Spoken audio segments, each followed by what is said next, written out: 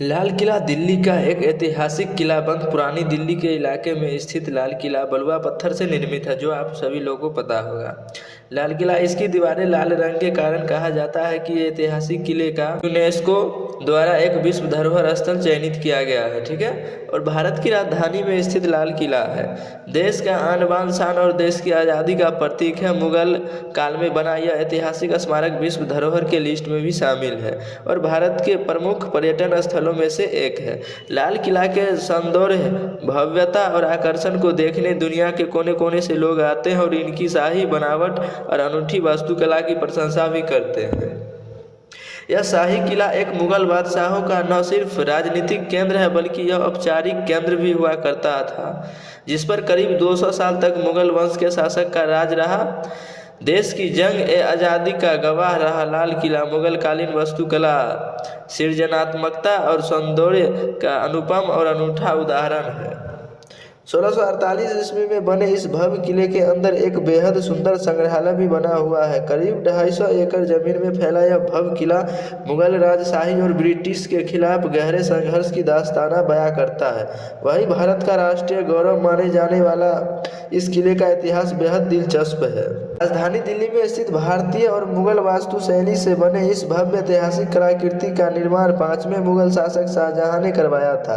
यह शानदार किला दिल्ली के केंद्र में यमुना नदी के तट पर स्थित है, जो कि तीनों तरफ से यमुना नदी से घिरा हुआ है, जिसके अद्भुत सौंदर्य और आकर्षण को देखते ही बनता है। विश्व धरोहर के लिस्ट में शामिल दुनिया के इस सर्वश्रेष्ठ किले का निर्माण काम की शुरुआत मुगल सम्राट शाहजहां द्वारा 1638 ईस्वी में करवाई गई थी। भारत के इस भव्य लाल किले का निर्माण का काम 1648 ईस्वी तक करीब 10 साल तक चला। मुगल बादशाह शाहजहां के द्वारा बनवाई गई सभी इमारतों का अपना अपना अलग अलग ऐतिहासिक महत्व है, जबकि उनके द्वारा बनाया गया ताजमहल को उसके सौंदर्य और आकर्षण की वजह से जिस तरह दुनिया के 7 अजूबों में शुमार किया गया है, उसी तरह दिल्ली के लाल किला को विश्व भर में शोहरत मिली है। इस भव्य ऐतिहासिक किले के प्रति लोगों के सच्ची श्रद्धा और सम्मान है। आपको बता दें कि शाहजहां इस किले को उनके द्वारा बनवाए गए सभी किलों में बेहद आकर्षक और सुंदर बनाना चाहते थे, इसलिए उन्होंने 1638 ईस्वी में ही अपनी राजधानी आगरा को दिल्ली शिफ्ट कर लिया था और फिर तल्लीनता से इस किले का निर्माण में ध्यान देकर इस भव्य और आकर्षक रूप दिया। मुगल सम्राट शाहजहां ने आगरा में स्थित ताजमहल को भव्य रूप देने वाले डिजाइन और मुगल काल के प्रसिद्ध वास्तुकला उस्ताद अहमद लाहौरी को इस किले की शाही डिजाइन बनाने के लिए चुना गया था। वही उस्ताद अहमद अपने नाम की तरह ही अपनी कल्पना शक्ति से शानदार इमारत बनाने में उस्ताद थे। उन्होंने लाल किले को बनवाने में भी अपनी पूरी विवेकशीलता इसे अति सुंदर और भव्य रूप दिया है। यही वह वजह है कि लाल किले के निर्माण के इतने सालों के बाद आज भी इस किले का विशालता और खूबसूरत के लिए विश्व भर में जाना जाता है।